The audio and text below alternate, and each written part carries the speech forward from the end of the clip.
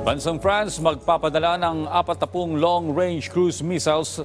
Ukraine, Estados Unidos nagsagawa ng self-defense strike sa Yemen at mga scientists sa China matagumpay na naisagawa ang pag-clone sa isang rhesus monkey.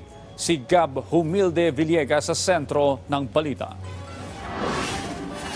Magpapadala ang bansang France ng 40 Scalp long-range cruise missiles at daang bomba sa Ukraine upang labanan ang nangyayaring pananakop ng Russia. Ayon kay French President Emmanuel Macron, dapat gawing prioridad ng mga bansa sa Europa na huwag manaig ang karahasan.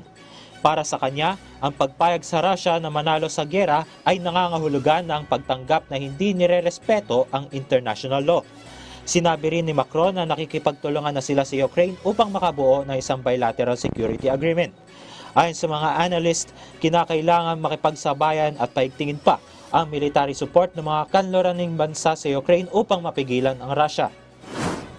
Sinalakay muli ng Estados Unidos ang Yemen habang inaatake ng mga rebelde ang isang Greek cargo ship. Ayon sa isang hindi nagpakilalang US military official, nagsagawa sila ng self-defense strike sa 4 na Houthi ballistic missiles na nagdudulot ng matinding banta sa mga merchant vessels at mga US Navy ships. Nauna nang inako ng mga Houthi rebels ang kanilang pag-atake na itinuturing nilang pakikiisa sa mga Palestinians sa Gaza Strip. Matagumpay na naisagawa ng mga scientists sa China ang pag-clone sa isang rhesus monkey sa pamamagitan ng prosesong isinagawa sa tupang si Dali. Ayon sa mga scientists, umaasa sila na ang bagong teknik ay ahantong sa paglikha nila ng identical rhesus monkeys na maaaring eksperimento para sa medical research. Ngunit nagpabala ang mga outside researchers na mababa pa rin ang success rate para sa bagong pamamaraan ng pagkuklone.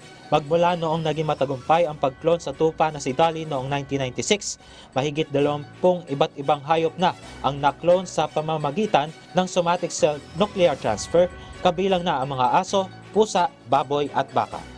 Gab Humilde Villegas para sa Bayan.